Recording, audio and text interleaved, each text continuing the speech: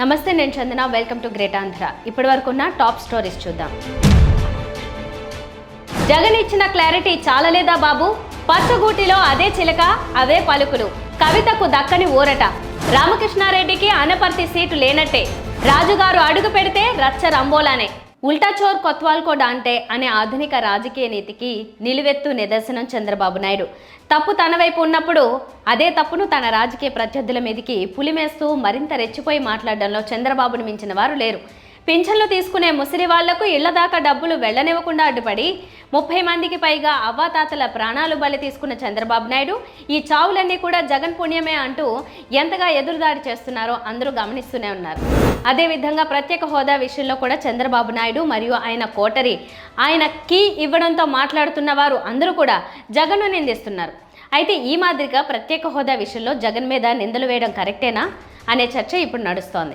2019 ఎన్నికల సమయంలో 25 మంది ఎంపీలను తమ పార్టీ తరపున గెలిపిస్తే కేంద్రం మెడలు వంచి ప్రత్యేక హోదా తీసుకొస్తానని జగన్మోహన్ రెడ్డి చెప్పిన మాట నిజం.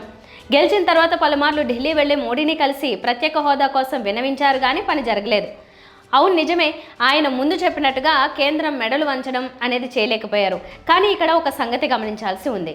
ఈ విషయంలో జగన్మోహన్ రెడ్డి నిర్మోహమాటంగా విషయాన్ని ఉన్నదున్నట్టుగా చెప్పారు. మనకు మెజారిటీ ఎంపీ సీట్లు దక్కితే కేంద్రం మెడలు వంచగలమని అనుకున్నాను. మన బలం మీద ఆధారపడేలా కేంద్ర ప్రభుత్వం ఏర్పడుతుందని అనుకున్నాను. కానీ బీజేపీ ఒక్కరికే సింగిల్ లార్జెస్ట్ పార్టీగా ప్రభుత్వానికి తగినంత బలం వచ్చింది. మనం గట్టిగా అడగలేని పరిస్థితి, ఏమీ చేయలేకపోయాం. మన రాష్ట్రానికి ప్రత్యేక హోదా కావాలనుకుంటే బీజేపీ ఎక్కువ సీట్లలో ఓడిపోవాలని కోరుకుందాం. కనీసం ఈసారైనా మన బలం మీద ఆధారపడే ప్రభుత్వం ఏర్పడాలని అనుకుందాం అని జగన్ తేల్చి చెప్పారు. చంద్రబాబు నాయుడు ఏ విషయంలోనైనా ఇంత నిజాయితీగా వైఫల్యాన్ని ఒప్పుకున్న వాస్తవం ప్రజలకు ఎరుకపరిచిన ఘట్టం ఆయన 40 ఏళ్ల సుదీర్ఘ రాజకీయ చరిత్రలో ఉన్నదా అని ప్రజలు ప్రశ్నిస్తున్నారు. ఇంత విపులంగా చెప్పిన తర్వాత జగన్ను నిందించే ఉపయోగం లేదు. అయితే చంద్రబాబు నాయుడిని మాత్రం నిందించి తీరాలి. కేంద్రంలో భాగస్వామిగా తెలుగుదేశం పార్టీ ఉండగా ఆయన ఎందుకు హోదా సాధించలేకపోయారు? కేవలం డబ్బు రూపంలో అందే ప్యాకేజీల కోసం రాష్ట్ర విస్తృత ప్రయోజనాలకు మూలం కాగల హోదాను తుంగలో తొక్కిన దుర్మార్గం చంద్రబాబుది కాదా అని ప్రజలు అడుగుతున్నారు. హోదా కోసం పోరాడే వారి మీద కేసులు పెడుతూ ఆ డిమాండ్ రాష్ట్రంలో వినిపించకుండా తొక్కేసిన ఘనత చంద్రబాబుది. అలాంటి బాబు ఇప్పుడు హోదా విషయంలో జగన్ను కార్నర్ చేయాలని చూడడం చిత్రంగా ఉందని ప్రజలు వ్యాఖ్యానిస్తున్నారు. ఎన్నికల వ్యూహకర్తగా ముద్రపడి 100 కోట్ల వ్యాపారాన్ని బ్లాక్లోను వైట్లోను అనేక సంస్థల ముసుగులో అనేక పార్టీలకు పనిచేస్తూ చేయిస్తూ ఉండే ప్రశాంత్ కిషోర్ చిత్తశుద్ధితో నిజాయితీతో మాట్లాడతారనే నమ్మకం ప్రజలకు ఏనాడో పోయింది. ఒక పార్టీకి కొమ్ము కాస్తూ వారితో డీల్లో ఉన్నప్పుడు వారి భజన చేస్తూ తన మాటలను కూడా వారిని గెలిపించడానికి ఒక వ్యూహంలాగా వాడుతూ ఉండే వ్యక్తి ప్రశాంత్ కిషోర్. అలాంటి పీకే కొన్ని నెలల కిందట చంద్రబాబు నాయుడుతో 1.5 గంటకు పైగా భేటీ అయ్యి నన్ను ఎన్నికలకు పని చేయమని అడిగారు, కానీ నేను ఇప్పుడు అలాంటి పనులు చేయడం లేదని చెప్పాను అనే మాయ మాటలను ప్రజల ముందు వల్లించారు. కానీ ప్రశాంత్ కిషోర్ ఏనాడైతే చంద్రబాబుని కలిశారో అదే రోజు పచ్చగూటి చిలకగా మారిపోయారని ప్రజలు గుర్తించారు. పీకే ఇప్పుడు పీటీఐ వార్తా సంస్థకు ఒక ఇంటర్వ్యూ ఇస్తూ ఏపీలో ముఖ్యమంత్రి జగన్మోహన్ రెడ్డి మళ్లీ గెలవడం కష్టమని సన్నాయి నొక్కులు నొక్కుతున్నారు. చంద్రబాబుతో భేటీ అయిన తర్వాత పీకే ఇలాంటి చిలక జోస్యం చెప్పడం ఇది రెండోసారి. గతంలో కూడా ఇండియా టుడే నిర్వహించిన ఒక కార్యక్రమంలో జగన్ గెలిచే అవకాశం లేదని పీకే వెల్లడించారు. ప్రజల ఆకాంక్షలను పట్టించుకోకుండా ప్రజలకు సమస్తం సమకూర్చే ప్రొవైడర్ మోడ్లోనే జగన్ ఉండిపోయారంటూ పీకే చెప్పుకొచ్చారు. అయితే తమాషా ఏంటంటే 2019 ఎన్నికల నుంచి ప్రశాంత్ కిషోర్ ప్రచార దళాలు వైఎస్ఆర్ కాంగ్రెస్ కోసం రాష్ట్రంలో పనిచేస్తూనే ఉన్నాయి. జగన్ వ్యూహాలు ప్రభుత్వంలోకి వచ్చిన తర్వాత కూడా తీసుకున్న కొన్ని నిర్ణయాల వెనుక ప్రశాంత్ కిషోర్ సలహాలు కూడా ఉన్నాయనే పుకారు ఉంది. ఆ డీల్ మొత్తాన్ని తన బినామీ పేర్ల మీదకి మార్చేశారేమో కానీ చంద్రబాబుతో కొత్త డీల్ కుదుర్చుకున్నట్టుగా ఉంది. బీఆర్ఎస్ ఎమ్మెల్సీ కల్వకుంట్ల కవితకు మధ్యంతర బెయిల్ పిటిషన్పై న్యాయస్థానంలో ఊరట దక్కలేదు. చిన్న కుమారుడికి 11వ తరగతి పరీక్షలున్నాయని, ఈ సమయంలో తల్లిగా బిడ్డతోనే ఉండాలని కోరుతూ మధ్యంతర బెయిల్ పిటిషన్ను ఆమె దాఖలు చేశారు. కవిత పిటిషన్పై ఢిల్లీలోని రౌస్ అవెన్యూ కోర్టులో 4వ విచారణ జరిగింది. ఇప్పటికే 7 పరీక్షలు పూర్తయ్యాయని, బెయిల్ ఇవ్వొద్దంటూ ఈడీ గట్టిగా వాదనలు వినిపించింది. ఇరుపక్షాల వాదనలు విన్న న్యాయమూర్తి కావేరి బవేజా తీర్పును 4 రోజుల క్రితం రిజర్వ్ చేశారు. దీంతో తీర్పుపై ఉత్కంఠ నెలకొంది. ఉత్కంఠకు తెరదించుతూ తీర్పు వెలువరించారు. ఈడీ వాదనల వైపే న్యాయమూర్తి మొగ్గు చూపారు. కవిత మధ్యంతర బెయిల్ పిటిషన్ను న్యాయస్థానం కొట్టివేసింది. ఈ నెల 20న కవిత రెగ్యులర్ బెయిల్పై విచారణ జరగనుంది. ఇదిలా ఉండగా మద్యం కుంభకోణం కేసులో గత నెల 15 హైదరాబాద్లో కవితను ఈడీ అరెస్ట్ చేసింది. 2 విడతలుగా ఈడీ కవితను విచారించింది. అనంతరం ఆమెను గత నెల 26న తీహార్ జైలుకు తరలించారు. ఈ నెల 9వ తేదీతో కవిత 14 రోజుల జ్యుడిషియల్ కస్టడీ ముగుస్తుంది. ఆమెను కోర్టులో హాజరుపరచనున్నారు. కవిత బెయిల్ పిటిషన్ను కొట్టివేయడంతో బీఆర్ఎస్ శ్రేణుల్లో తీవ్ర నిరాశ నెలకొంది. తూర్పుగోదావరి జిల్లా అనపర్తి సీటుపై రాజకీయం డైలీ సీరియల్ను తలపిస్తోంది. ఇటీవల ఆ ప్రాంతంలో పర్యటించిన చంద్రబాబు నాయుడు రాజమండ్రి పార్లమెంట్ పరిధిలోని అసెంబ్లీ అభ్యర్థుల్ని పిలిపించుకుని మాట్లాడారు.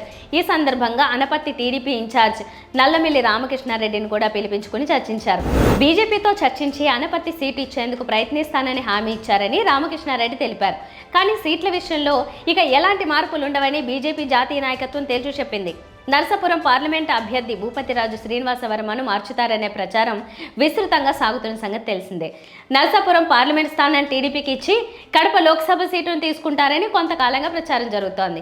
అలాగే అనపర్తి సీటును టీడీపీకి, తంబళ్లపల్లి సీటును బీజేపీకి ఇస్తారని ప్రచారం సాగుతున్న సంగతి తెలిసిందే. ఈ నేపథ్యంలో లోక్సభ ఎన్నికల ఏపీ బీజేపీ కో ఇన్ఛార్జ్ సిద్ధార్థనాథ్ సింగ్ కీలక వ్యాఖ్యలు చేశారు. ఎట్టి పరిస్థితుల్లోనూ నర్సాపురం పార్లమెంట్ అభ్యర్థిని మార్చేది లేదని స్పష్టం చేశారు. అసలు అభ్యర్థుల మార్పుపై ఎవరు చెప్పారని ఆయన ప్రశ్నించారు. దీంతో నర్సాపురంతో ముడిపడిన మిగిలిన స్థానాల్లో ఎలాంటి మార్పు ఉండదని స్పష్టమైంది.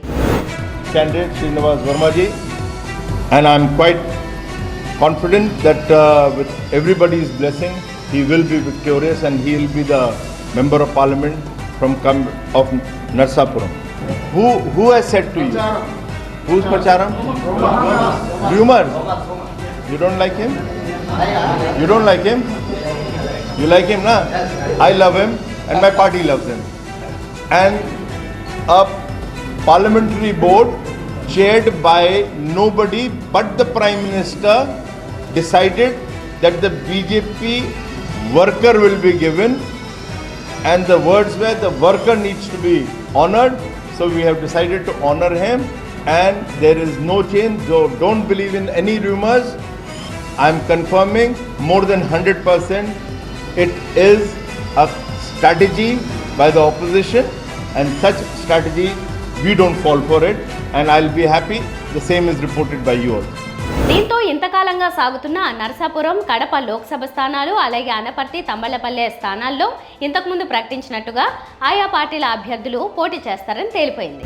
అదేంటో గాని రాజుగారు లెగ్ మహిమ, ఆయన కాలు పెడితే చాలు రచ్చ రంబోలానే. అధికార పార్టీ తరపున ఎన్నికై 4 ఏళ్ల పాటు తమకు సేవలందించిన రాజు రుణం తీర్చుకోవడానికి చంద్రబాబు సుముఖంగా ఉన్నారు. పొత్తులో భాగంగా బీజేపీకి 6 ఎంపీ స్థానాలు దక్కాయి. ఇందులో నర్సాపురం నుంచి బీజేపీ ఏకైక నిఖార్సైన నేత వర్మకు టికెట్ దక్కడం విశేషం. నర్సాపురం టికెట్పై ఎన్నో ఆశలు పెట్టుకున్న రఘురామకృష్ణంరాజుకు టికెట్ దక్కకపోవడంతో సహజంగానే ఆగ్రహం కట్టలు తెంచుకుంది. ఏపీ బీజేపీ నేతలు పురంధేశ్వరి, సోము వీర్రాజుపై తన మార్కు ఆరోపణలు చేశారు. పనిలో పనిగా చంద్రబాబుకు కూడా చురకలంటించారు. ఒక శుభముహూర్తాన ఆయన మెడలో పసుపు కండువా పడింది. దీంతో ఆయన వైసీపీ రెబెల్ నాయకుడు కాస్త అధికారిక పసుపు దళ నాయకుడయ్యారు. టీడీపీలో చేరకనే ఆయనకు ఉండి అసెంబ్లీ సీటు ఖరారైంది.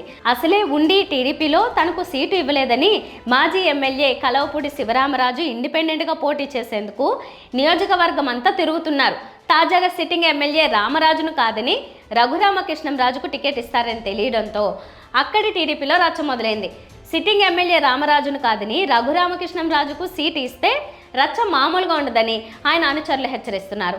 అయితే తనకు సీటు ఇస్తానని చంద్రబాబు చెప్పలేదని రఘురామకృష్ణంరాజు అన్నారు. అలాగని రఘురామకు సీటు ఇవ్వకపోతే ఆయన ఊరికే ఉంటారని అనుకోలేమని టీడీపీ నాయకులు అంటున్నారు. ఇవి ఇప్పటివరకు ఉన్న అప్డేట్స్. మరిన్ని అప్డేట్స్తో కలుద్దాం. నమస్తే.